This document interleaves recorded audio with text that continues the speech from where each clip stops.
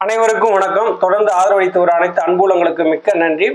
டெல்லி தேர்தல் ஆணையத்தில் 23, 24 விசாரணை நடக்குது.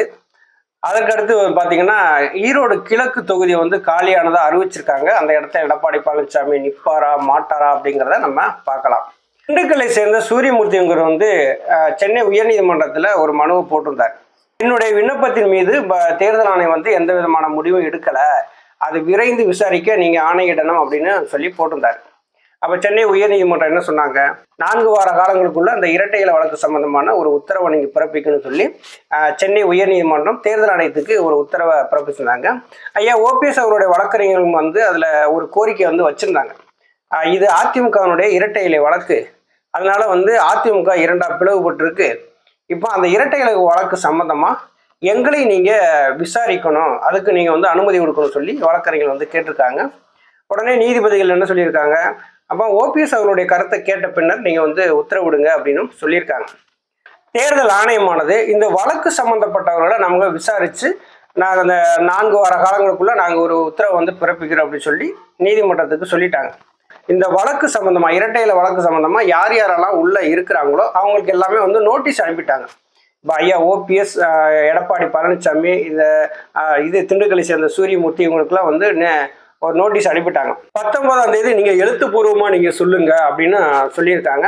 23ஆம் தேதி நீங்கள் நேரில் ஆஜராகி உங்களுடைய கருத்துக்களை, உங்களுடைய வாதங்களை எடுத்து வைங்க அப்படின்னு சொல்லியிருக்காங்க.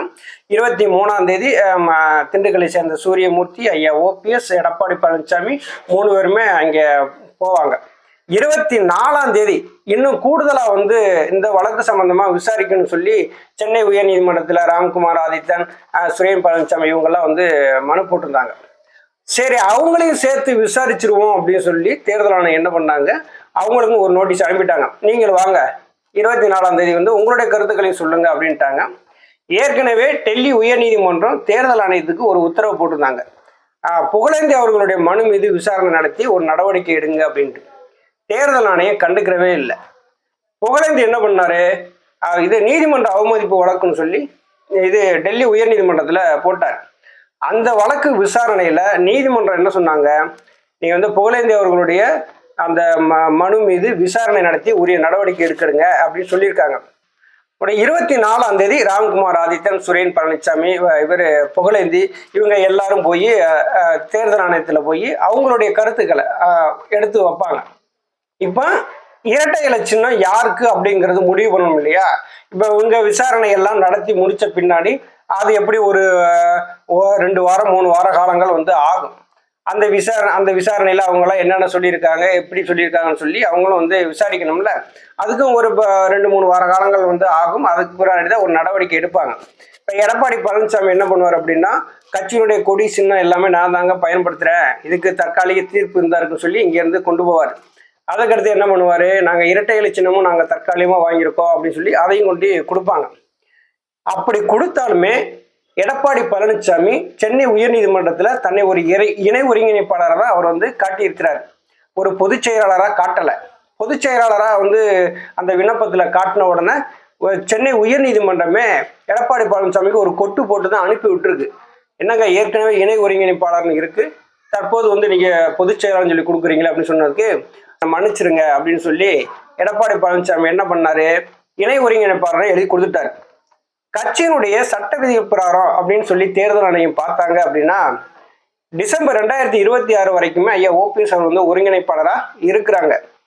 அப்படி இருக்கிற பட்சத்தில் கட்சியினுடைய சட்ட விதிகளுக்கு முரணாதான் எடப்பாடி பழனிசாமி செயல்படுறாரு. நீதிமன்றத்தில் எடப்பாடி பழனிசாமி இணை ஒருங்கிணைப்பாளர் கொடுத்துட்டு ஒருங்கிணைப்பாளர் கையெழுத்து இல்லாம ஒரு பொதுக்குழு கூட்டுறாரு. அந்த பொதுக்குழுவில் தன்னை பொதுச் செயலாளராக அடையாளப்படுத்தி அந்த பொதுக்குழுவை கூட்டுறாரு. தொண்டர்களால் ஒற்றை ஓட்டுல இரட்டை தலைமையை தேர்ந்தெடுக்கிறாங்க. கழகத்தினுடைய பொதுச் செயலாளர் பதவிக்கு எந்த ஆபத்தும் இல்லாதபடி அவங்க ஒருங்கிணைப்பாளர், இணை ஒருங்கிணைப்பாளர் அப்படின்னு சொல்லி ஒரு முடிவு எடுக்கிறாங்க. அந்த முடிவுமே பார்த்தீங்கன்னா ஒரு ஒற்றை ஓட்டுல இரட்டை தலைமையை தேர்ந்தெடுக்காங்க. தொண்டர்களால் ஒற்றை ஓட்டுல இரட்டை தலைமையை தேர்ந்தெடுக்கிறாங்க. எடப்பாடி பழனிசாமி என்ன பண்றாரு, தன்னை ஒரு போலியான ஒரு பொதுக்குழுவை கூட்டுறாரு. அப்படி பொதுக்குழுவை கூட்டி தன்னை ஒரு இடைக்கால பொதுச் செயலாளராக ஆக்குறாரு. உறுப்பினர்கள் சேர்க்கைன்னு சொல்லிவிட்டு எல்லா இடத்துலையும் உறுப்பினர்கள் சேர்க்கை நடத்துறாங்க. அந்த உறுப்பினர் சேர்க்கையின் மூலம் அவர் வந்து எடப்பாடி பழனிசாமி பொதுச் செயலாளராக அவங்களே வந்து தேர்ந்தெடுக்கிறாங்க. அம்மா காலத்துல இருந்த 1.5 கோடி தொண்டர்களால் அவர் வந்து பொதுச் செயலாளராக தேர்ந்தெடுக்கல. நடந்து முடிந்த பாராளுமன்ற தேர்தலில் கூட எடப்பாடி பழனிசாமிக்கு கிட்டத்தட்ட ஒரு 80 to 86 லட்சம் வாக்குகள் தான் விழுந்தது. ஆனா எடப்பாடி பழனிசாமி என்ன சொல்லுவார் தெரியுமா? எங்கள்கிட்ட 2 கோடி பேர் இருக்கிறாங்க அப்படிம்பாங்க. அப்ப 1 கோடி பேர் வந்து என்ன ஆச்சு அப்படிங்கிறது இதுவரையிலும் தெரியல. நீதிமன்றத்துல எடப்பாடி பழனிசாமி இணை ஒருங்கிணைப்பாளர் சொல்லி கொடுக்கும்போது ஆட்டோமேட்டிக்காவே ஐயா ஓபிஎஸ் அவர்கள் கட்சியினுடைய தலைமைக்கு வந்துடுறாங்க. எம்ஜிஆர் அவர்கள் வகுத்த சட்ட விதிகள் பிரகாரம் அதிமுக வந்து தொடர்ந்து செயல்படுகிறதா அப்படின்னு சொல்லி பார்த்தாங்கன்னா கண்டிப்பா கிடையாது. எடப்பாடி பழனிசாமி தொடர்ந்து அதிமுகவினுடைய சட்ட விதிகளை அவமதிச்சுட்டே இருக்காருங்கிறது நமக்கு நல்லாவே தெரியுது.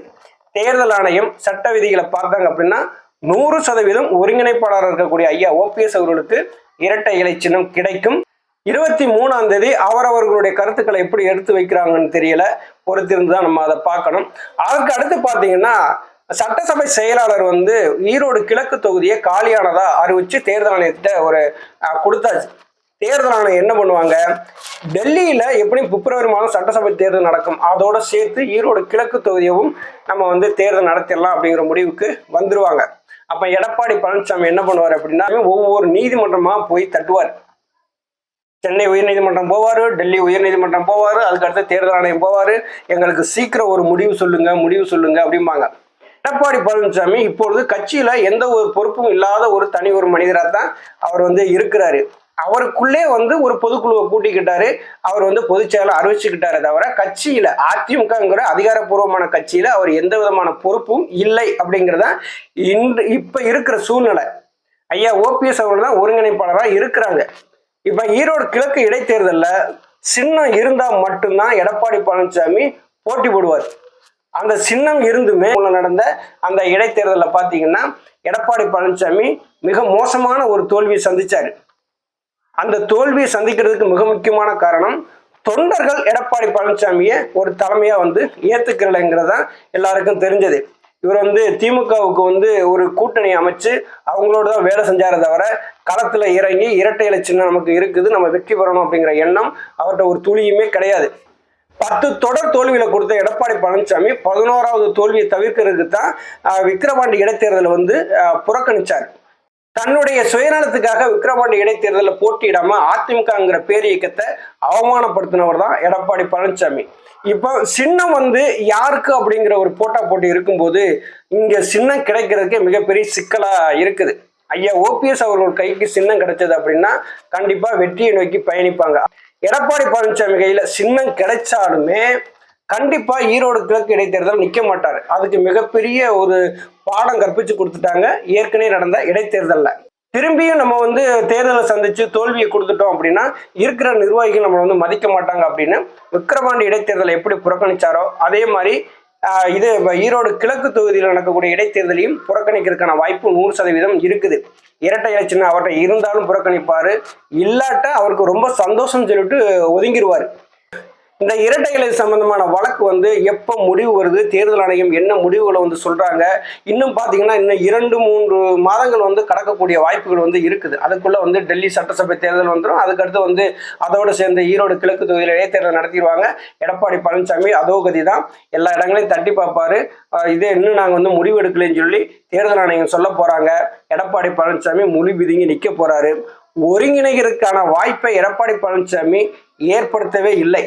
ஐயா ஓபிஎஸ் அவர்கள் வந்து தொடர்ந்து சொல்றாங்க 2026 அம்மாவினுடைய ஆட்சியை கொண்டு வரணும் அப்படின்னா கண்டிப்பா அதிமுக ஒருங்கிணைந்தாதான் நல்லது அப்படிங்கிறாங்க. எடப்பாடி பழனிசாமிக்கு மிகப்பெரிய நெருக்கடி என்ன தெரியுமா, ஓபிஎஸ் உள்ள வந்துட்டா நம்ம காணாம போயிடுவோம். ஓபிஎஸ் தான் பெரிய ஆளா நிற்பாரு. அப்ப நம்ம செலவு பண்ண காசெல்லாம் எங்கே போச்சு, அதெல்லாம் நொந்து தான் அந்த மனுஷன் என்ன பண்றாருன்னா இணைப்புங்கிற பேச்சுக்கு இடமே இல்லை அப்படிங்கிறாரு. அவங்க கூட இருக்கிற நிர்வாகிகளே வந்து இப்ப எடப்பாடி பழனிசாமி எதிர்க்க ஆரம்பிச்சிட்டாங்க.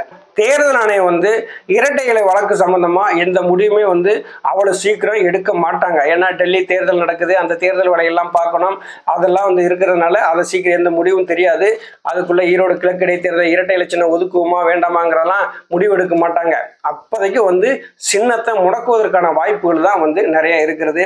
எடப்பாடி பழனிசாமியுடைய செய்கையினால என்னென்ன நிகழ்வுகளாம் அதிமுகவில் நடக்கிறது என்பதை தொண்டர்கள் தான் நீங்க வந்து யோசிச்சு பார்க்கணும். நன்றி, வணக்கம்.